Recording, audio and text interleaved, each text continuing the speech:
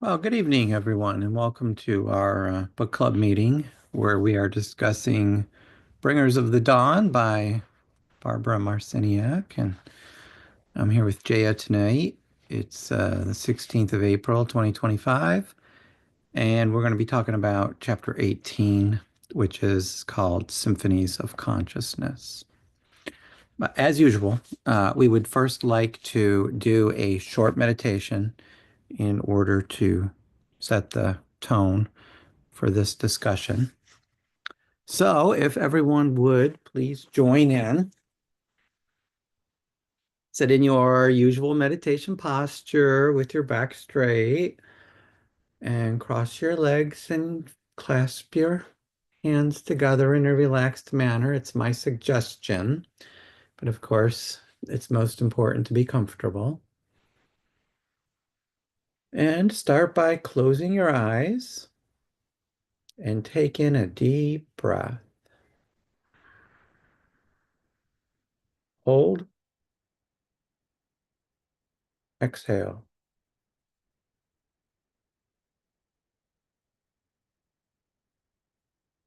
Take in a deep breath.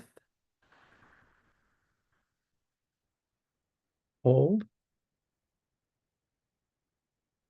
exhale.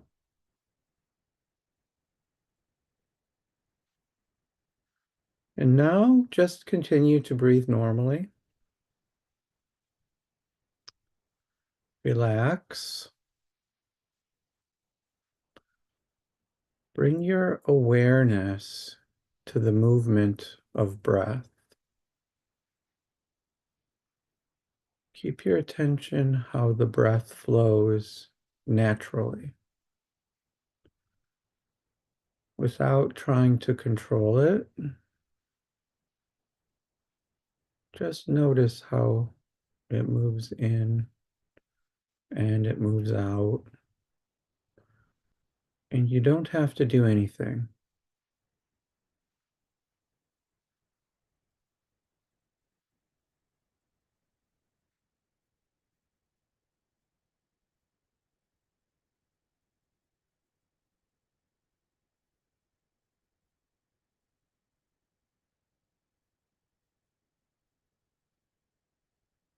Just follow the breath.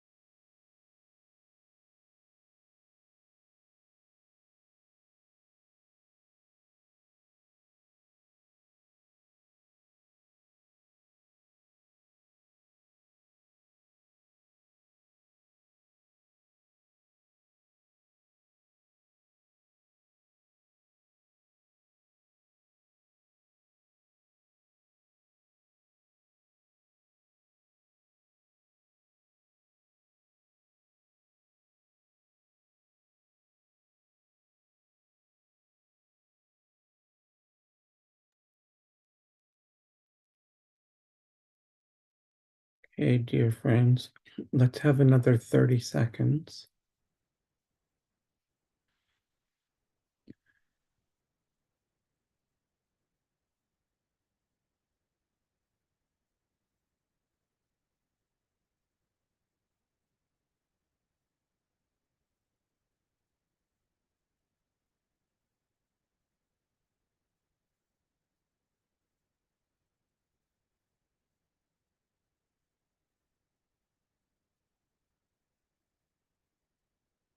Five, four, three, two, one.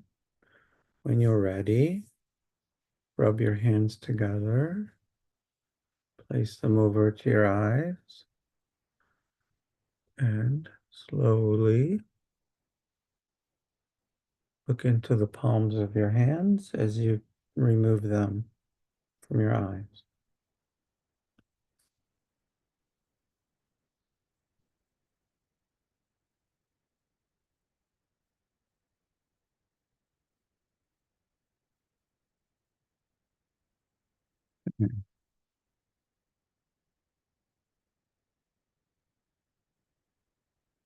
Once again, welcome to our book club discussion of Bringers of the Dawn. Tonight we are going over chapter 18. It's called Symphonies of Consciousness. So I'll start reading the chapter. The Pleiadians say, light informs you, it uplifts you, because once you are informed, you feel more powerful. And when you are not informed, you feel powerless. Sound is another way to carry information because it's a part of light. To you, it may seem that sound and light are two separate things because, from your point of view, you perceive light with your eyes and sound with your ears. Because you use the two separate areas of perception on your body, it seems that sound and light are separated as well. In actuality, they are very connected. They wind themselves around one another because they both carry information. Many of the structures built on this planet, particularly ancient sacred sites, have information stored within stone. In the same way, you have information stored within the bones of your skeletal form. When you allow sound to move through you, it unlocks a doorway and allows information to flood into your body. It also penetrates the ground, affecting the vibrations of Earth and allowing a rearrangement of a molecular alignment of information to take place. Those of you who use sound when you are working on others' bodies bring about a rearrangement of the molecular structure and create an opening for information to flood in. This kind of work will become more and more profound. I think I think I understand what they're saying about sound work on bodies. If I understand correctly, you can go find a massage in a at certain places, but the person doesn't use their hands; they use a tool, and I think part of the tool is it emits some acoustics. I've heard of it anyway. I'm not sure. I've never experienced it, so I don't really know, but I think I know what they mean by this. So I want to find out more about that. Okay, let me continue. In Tibet, when a master who was able to transcend realities passed over, the body was kept and allowed to move into its own natural deterioration because the skeletal form held a sensibility to frequencies. Information is stored in bone and stone. In some places in Tibet, where the lines of continuity in sects of monks can be tracked back for thousands and thousands of years, people have kept the skulls of different masters. They have very secret crypts and rooms filled with these skulls. When one walks into these places, one can, through sound, access the intelligence factors of the humans who once occupied those skulls. That is really interesting. I'll say I I'm going to Paris this year, and my wife said to me, when we go to Paris, I want to see the crypt. There's a large, I've never been there, but we're supposed to do it, and so we'll see. There's a large underground area in Paris where they say there are millions of skeletons stored from over hundreds of years. And I've seen photographs, and there are skulls stacked up, literally, from the floor to the ceiling. So we're gonna go see it. And I just wonder what we might feel in a place like that. Okay. The Pleiadians say, do you understand why crystal skulls were designed? Crystalline structures are like holographic computers. They can transmit to the evolved or plugged in human a tremendous amount of information. They are designed like skulls to act as a code for understanding your own skull and understanding that the bone in your body is very valuable. I'm going to say, please excuse me for 30 seconds. My cat wants to join this book club meeting and I can't say no.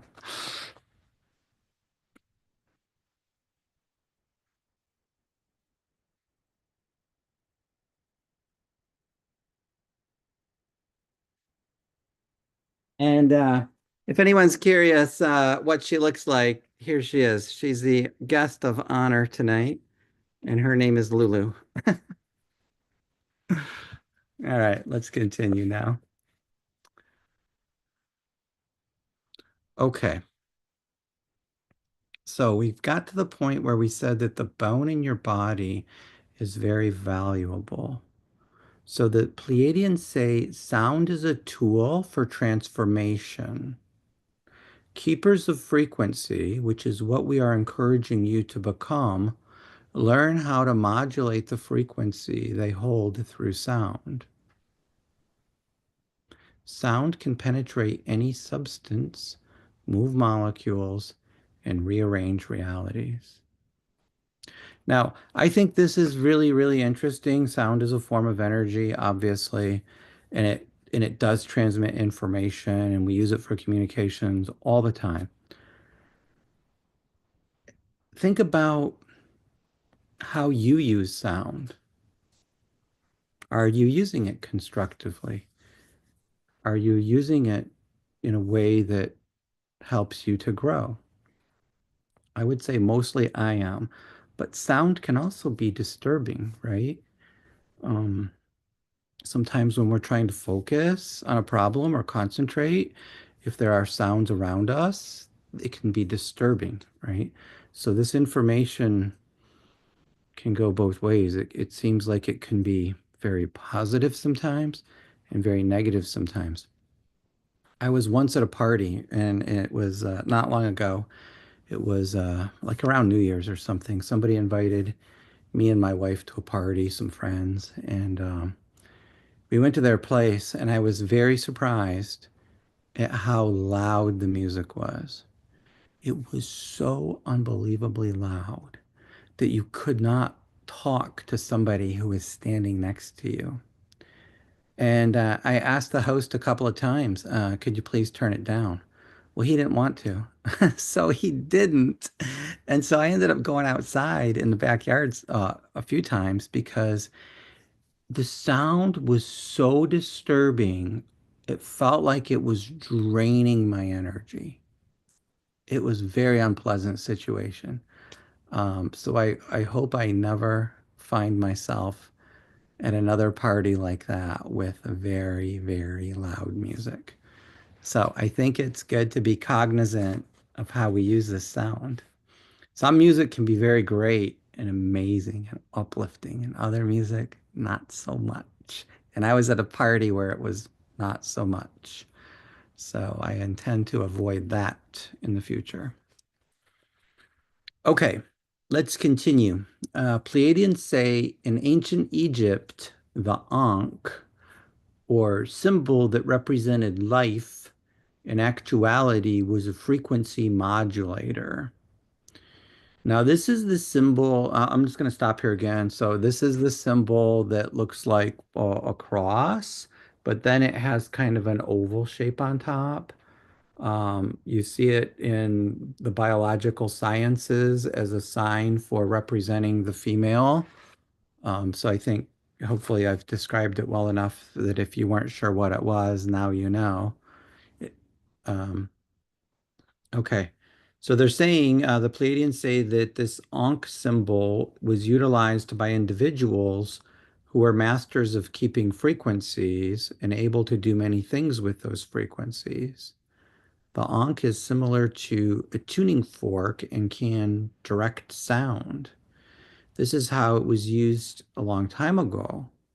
And before you'll be able to experience using sound in the manner of the ancient Egyptians, you'll have to demonstrate your integrity. You'll have to pass an initiation or a testing to see whether you can be trusted with this kind of power. The planet is not ripe for this kind of energy simply to be thrust into anyone's hands.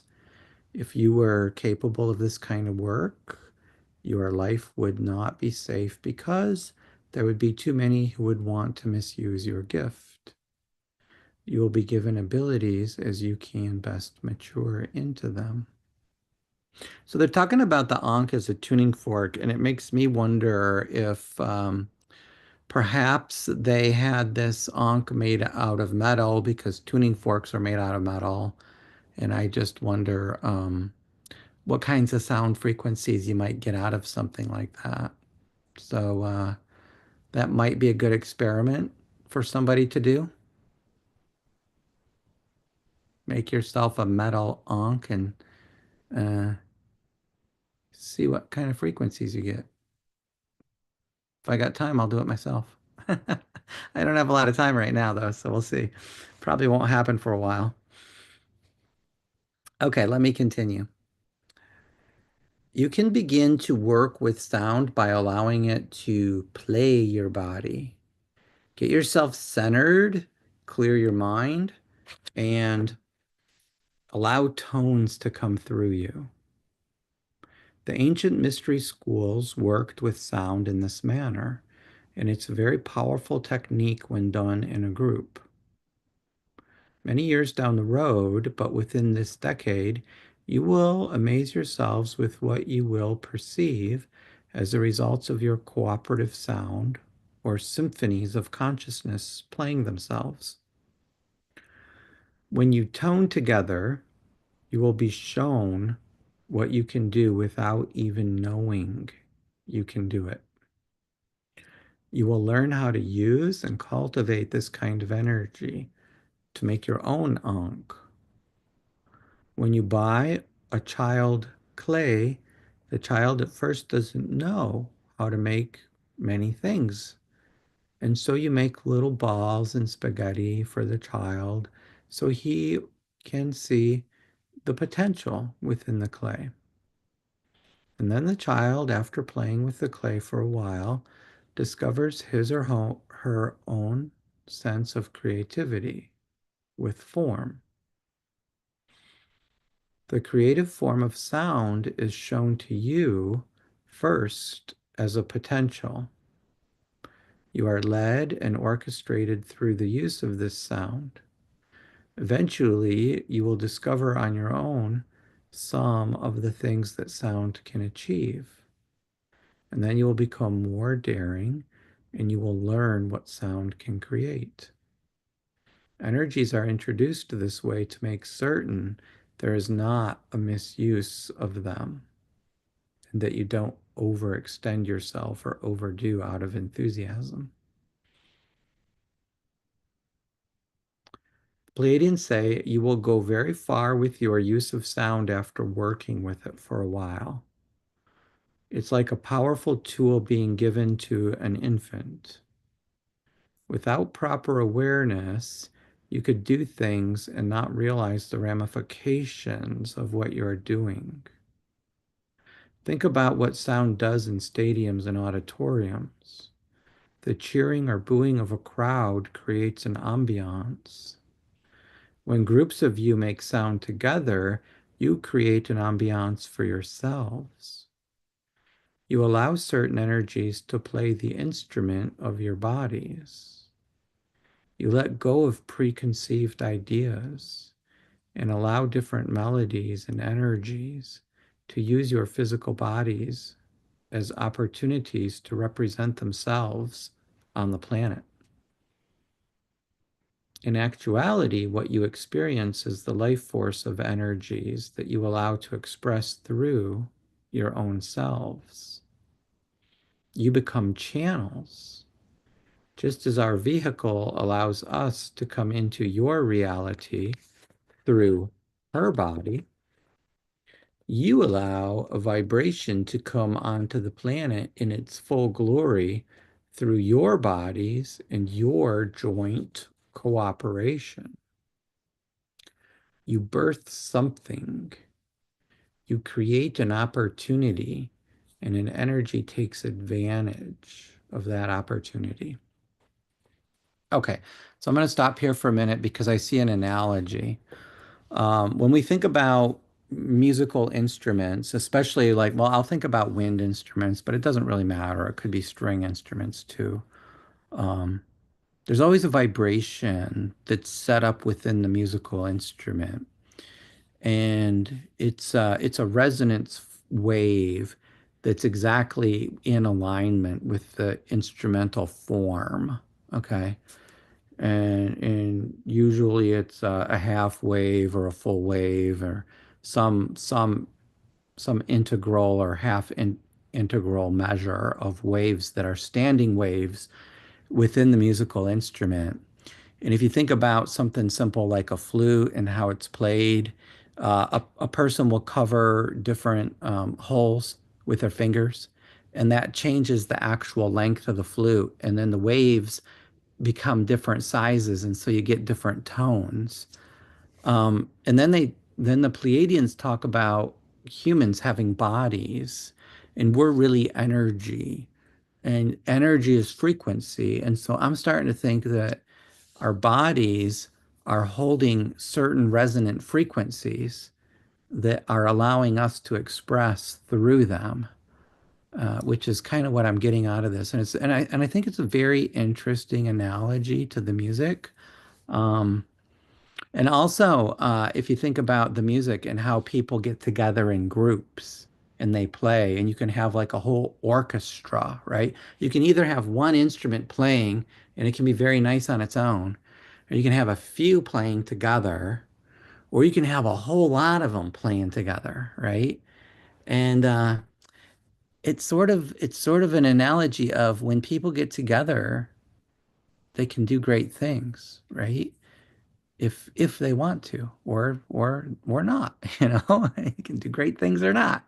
But I think there's a real analogy here, and it's really interesting to think about how each of us carries our own energy, which is a unique frequency, and we express it through the musical instrument of our body. And when we come together in groups, we express kind of like a symphony of music together. And what do we want to create with that? You know, I think it's really nice. Okay, so let me go on.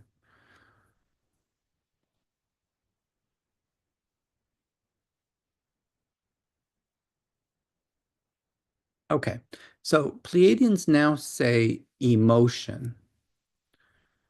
Emotion, because it brings feeling and connects you to feeling, It allows you to recognize different states of consciousness. The logical mind does not allow you to recognize states of consciousness because it holds on to its own identity. It is locked into the boundary of an ego and does not want to recognize other areas. Feeling, however, always acknowledges other areas because feeling discerns the difference. You can read the signs and the definitions by the energy that you are feeling. It is in actuality a vibration. Sound brings about states of emotional feeling. I'll just stop here for a second. I absolutely agree with that. If you ever hear some really nice music and it really resonates with you, that kind of sound can really bring up some very strong emotional feelings. And it can be amazing. So, um, so keep that in mind when you want to think about how can sound help me to experience emotional states? Find some music that really moves your feeling, and there you go. Okay. Pleiadians say when you create harmonics of sound, it reminds your body of something. It reminds your body of light, of deep cosmic love, and of other worlds. Your body comes into joy and sometimes overwhelmingly into sadness. It seeks and accesses a frequency that it has been longing for, which the sound has reminded the body of. As you allow sound to play your body, you discover a frequency that you have sought. This frequency is connected to the evolution of the helixes within your body. Sound is a vehicle or conduit to connect you to the higher chakras outside of your body because you do not have a way of accessing them logically. You must access all frequencies and chakra centers by feeling. And sound will connect you with feeling, which will allow you to understand the information. If sound could be pictured, some of you would become entranced with watching it. There are realities where sound does picture itself. You feel the movement and language of sound when you wave your body or move your hands. You experience the richness of this form of communication and how multidimensional all things are by feeling sound express itself. It has its own language and it has a form. Sound carries a certain frequency and the body recognizes the frequency. The body is keyed to respond to the acceptability of the frequency. And the great master musicians such as Beethoven and Mozart were coded to bring in information of a stable nature, for they received the harmonics of sound at a time when there was great darkness over the planet. In order to keep a certain remembrance open in the minds of the human race, lower vibratory rates of sound were translated into the minds of these masters. Sound is going to evolve. Now human beings can become the instruments for sound through toning. Human beings become the flute, the piano, the harp, the oboe, and the tuba. They allow energies to use their physical bodies to make a variety of sounds that they do not direct or attempt to control the range of. Spirit plays and human beings simply observe the attendance of the symphony that they and all the others are performing. It's quite profound. These harmonics can be utilized in incredible ways, for harmonics can evolve many things. One of the things that is important for utilizing these harmonics is to be very silent once the harmonics are complete. The harmonics alter something. They open the door. Certain combinations of sounds played through the human body unlock information and frequencies of intelligence. Being silent for a long period after the harmonics allows human beings to use their bodies as devices to receive and absorb the frequencies and to use the vehicle of breathing to take them into an ecstatic state. When you tone with others, you have access to the group mind that you did not have prior to making the sound. It is a gigantic leap in consciousness. The key word is harmony. When the entire planet can create a harmonic of thought, the entire planet will change. That is what you are working for. You are going to broadcast a frequency, and that sound is going to travel.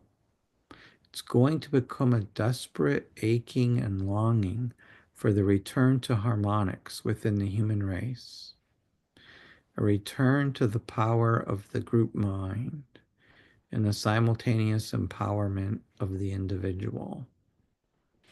So I'll just stop here and make a comment. I like how they talk about the group mind. I I do believe all minds are connected, and we don't truly have individual minds. Um, I do feel that when we have a group meditation, we do get more like the group energy is felt, and um, I think that's a place where you can be more aware of the fact that minds are connected in a group meditation, a deep group meditation where people are, you know, very deep into the meditation. We get a sense of overlap of minds. And so I think that's one of the things that's maybe being suggested here as well when they speak about the group mind. Okay, let me continue. Pleiadians say, what you intend to do with sound is of the utmost importance. If you are not clear about your intentions, sound can have a way of enveloping upon itself and growing beyond its original capacity. It doubles and quadruples itself with its own impact. It's very important for you to have a clear intention of what you plan on doing with the sound. And this is number one. So, so again, I'll come back to the analogy of music, whether you have inspiring, uplifting music, elevating your awareness, bringing through feelings of joy, great. Or other kind of music, the other kind that's loud and obnoxious, like the kind I was at when I went to the party. What is the intent of the musician who wrote it? I have a suspicion that the musicians know a whole lot about the subject area, much more so than the average person.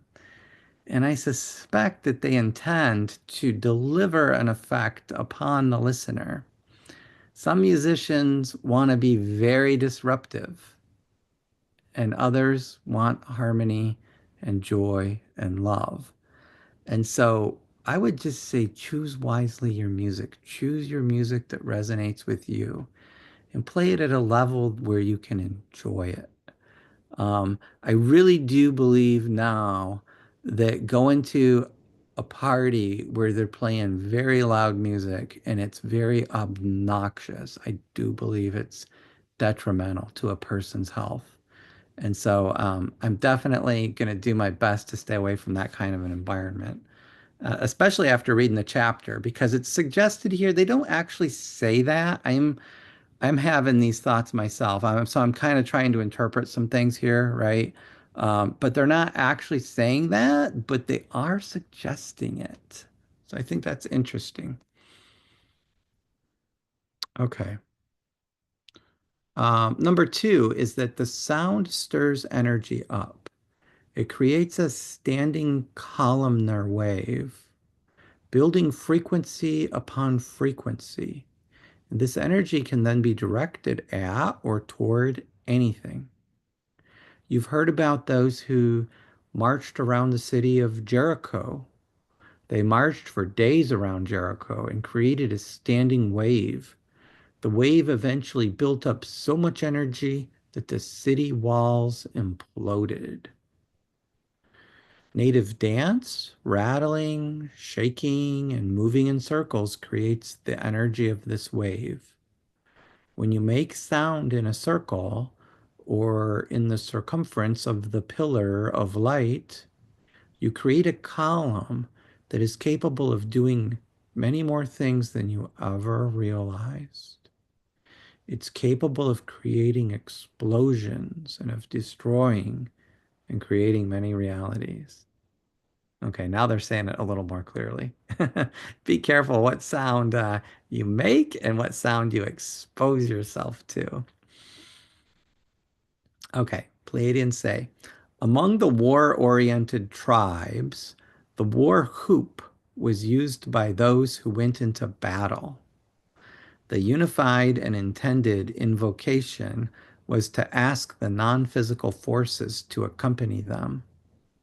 The warriors would use this kind of sound to combat their opponents by allowing energy to move through a portal and create a standing column.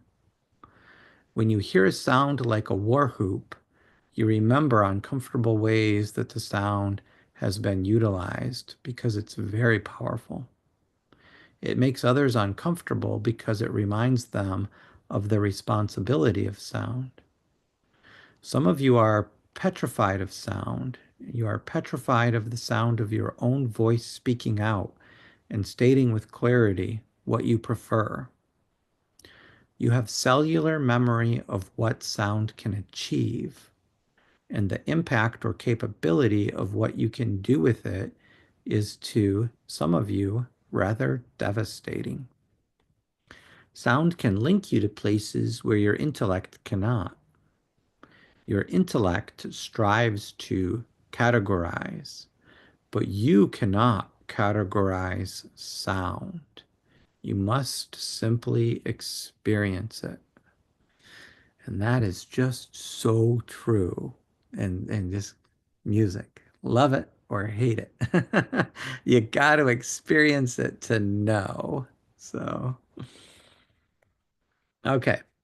Pleiadians say misuse happens through intent. You can discover the power of sound and then misuse it to manipulate others. What you what do you experience when you live in a city and hear sirens? Fear. That is a misuse of sound, and it is altering your frequencies. It's a very base way to do so. Those who make the sound know the results of it on the human psyche. It's a jarring and disturbing, and it keeps you from placing your attention somewhere else. That frequency is like a lock. It's hypnotizing, and it captures your consciousness and your intelligence. It's as if your intelligence cannot focus any other place. It's almost like being in a prison because the sound imprisons your awareness so that it becomes addicted to or locked into a vibratory rate and does not seek anything else. It becomes subdued. Think also of your televisions or the sound coming from other electrical devices. So yeah, a couple examples here that strike me right away. The other day, I was in my car and I was heading home from work one day and waiting at a traffic light and hear the siren. Oh, there's the siren. And where is that siren coming from? My attention was totally on it. Uh, Wondering, are they going to come through the intersection or not? And will I be able to go through this traffic light or not? And so I was totally distracted, and my attention was totally on the sound because I didn't want to interrupt some emergency vehicle or get in their way or whatever, you know. And so it's so distracting, yeah. And another example of distracting sounds that I get. So I'm in my lab. I'm teaching a class, and I have this chemistry lab, and I'm in the lab, and very unexpectedly, one of the students' phones will start alarming, and it's on a very high volume, and it just like when that sound hits my body, I feel like I'm jumping, like because it's such a shock to my system. And then I'm looking at the student like, what are you doing? Why are you alarming this thing right now? And so it can be very shocking and abrupt, an alarm like that. I'll tell you, when I set my alarm in the morning, many times I don't use an alarm in the morning. Many times I'm just awake and I'm fine. But once in a while, when I know I absolutely have to be awake at a certain time, I'll set my alarm. And I will not put the alarm on a high volume. Absolutely not. It's going to turn on a low volume because I don't like the shock of a loud alarm, especially waking up. So I just think it's more healthy that way. Okay, let's continue. Let's see. Where are we? Oh yeah, we were talking about misuse, right? Uh-huh. Okay, let me continue. The Pleiadians say it is always upsetting to look at the different forms of frequency control and to see how powerful allies, such as sound, are used to control you. It creates a great deal of anger, unrest, havoc, and excitement in many human beings when they hear about the undercover devices used to manipulate consciousness. We share these things with you for many reasons. The ultimate purpose is to bring you to greater self-empowerment. You must realize that you are not powerless in any situation and that your mind is the ultimate of your creativity. Your mind and your thoughts design your experience, no matter what method of technology is being used.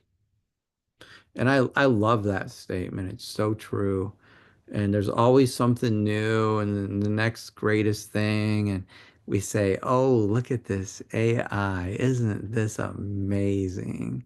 But you know, your mind and your thoughts, your awareness design your experience no matter what. And stop for a minute and think, does this AI have a mind? Does it have awareness? Does it have thoughts? And I'm sure we're going to say no to every question. So, really, how amazing is it, really? Especially when we think about awareness, right? I am absolutely convinced that AI will never, ever be truly aware. Not in the real sense of anything. Certainly, humans are very ingenious and can make AI robots that can simulate, right? They could trick you into believing that they have an awareness, simulate it, but they can't have the real thing. I'm convinced it won't happen. Anyway, that's my thought on that.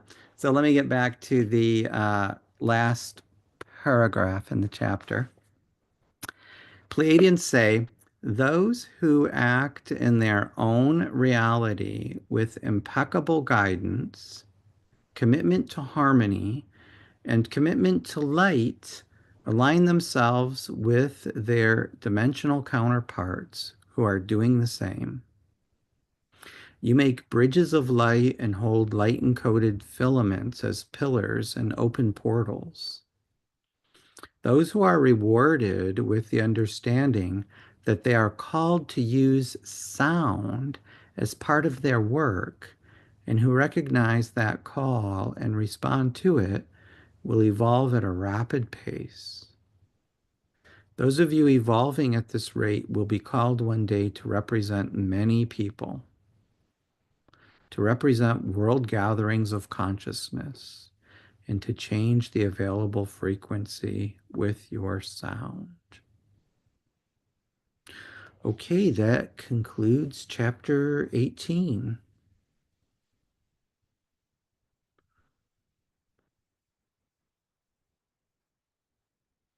So one of the things that was said here in this last paragraph is you make bridges of light and hold light encoded filaments as pillars and open portals. And there was, especially at the beginning of the chapter, kind of like almost an equating of sound and light. And so, of course, we don't see them that way, but they both are forms of energy, and they both are waves. Sound travels in waves, and light travels in waves. Um, for us, it's a different form of energy, but the Pleiadians kind of conflate the two a little bit, and they have their own reasons for it, I'm sure. But mostly, I think they're talking about acoustic waves in this chapter. And so I think it's kind of interesting that in the last paragraph, they do start to talk more about bridges of light and light encoded filaments, um, and kind of conflating that with sound. So maybe our distinction seems rigid and theirs seems a little bit too much, but I don't know. I thought this chapter was very interesting in a lot of respects. I never really thought a whole lot about sound, not as much about how we use it and how it affects our awareness and how it can be a tool, and even how human beings' bodies could be um, compared with a musical instrument, in our energy and frequency that we're holding in our body. So I think there's lots of great ideas here uh, to think about. So if anybody has comments, Jaya, if you have some comments or questions you'd like to raise, you could talk about it. Yeah, I agree. Sound plays a very important role, right? Especially in nature and the waterfalls and birds and all of that gives us peace.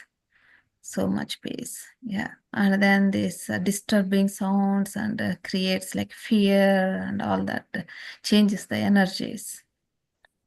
Yeah, nature. Nature is amazing. I love the natural sounds. I love waking up in the morning and hearing the birds. The Birds. birds are singing and chirping, and it's such a beautiful sound. Mm-hmm.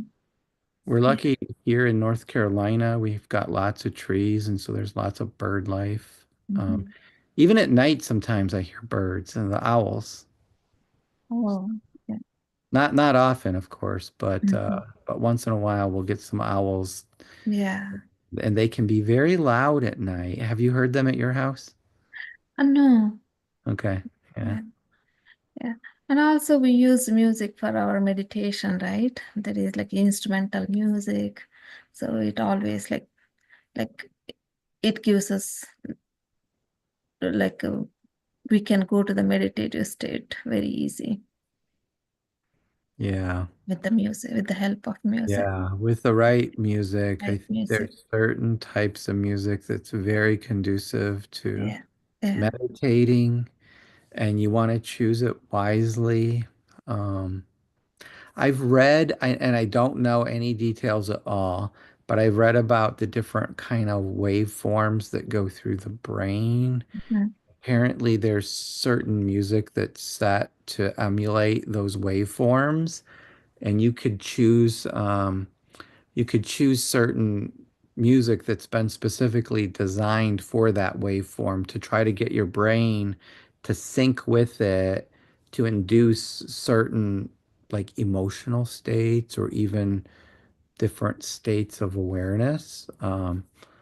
I will say I tried it a couple of times and I'm not sure how well it worked for me, but other people I think have said it works well for them based on some reviews I've seen, but I don't know much about it. I just know that it's a possibility.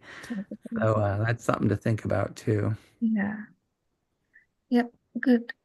Good chapter. And if nobody has any other questions or comments, I can read the abstract. Okay, yeah, sure. Why don't you do that? Okay. Chapter 18, Symphonies of Consciousness. So, Pleiadians say light serves as a source of information, empowering individuals when understood. Similarly, sound linked with light transmits information despite being perceived differently through our senses. Structures like ancient sacred sites and human bones store information. Sound can help unlock this information, creating a rearrangement of energy on earth. In Tibet, the skulls of masters retain frequencies that can be accessed through sound. Crystal skulls are likened to holographic computers designed to channel understanding and information related to human consciousness. Sound functions as a transformational tool requiring practitioners to master frequency modulation. Ancient symbols like the ankh acted as sound modulators. Trust and integrity are essential to wield such power responsibly. Individuals should practice allowing sound to flow through them, fostering creativity and realization of potential. Group sound practices yield profound insights and transformative experiences. Sound affects emotional states, fostering connections to higher consciousness and frequencies.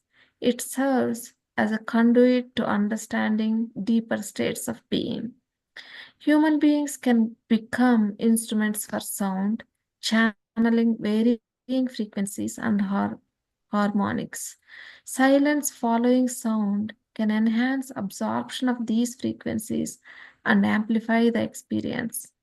Creating harmonious sounds collectively can lead to significant shifts in consciousness. Clear intentions are crucial when working with sound, as it can amplify energy and intentions. Sound has been historically utilized in ceremonial practices like in the war whoop of battle. The potential misuse of sound can evoke fear or confusion, emphasizing the responsibility that comes with its power. Awareness of how sound is used to manipulate consciousness leads to greater self empowerment. Individuals must recognize their creative potential through thought and sound. Those aligned with the light and harmony can forge connections and influence consciousness through sound, evolving rapidly and representing collective human consciousness in the process. All right. Yeah, that was good summary. Yeah, thanks for that. Yeah, good. Okay, well, I think that finishes the chapter. 18. Yes. So, So we'll just close it there for now, Mm-hmm. and we'll wish everyone a good night, and we'll see you back here in a week. Yep.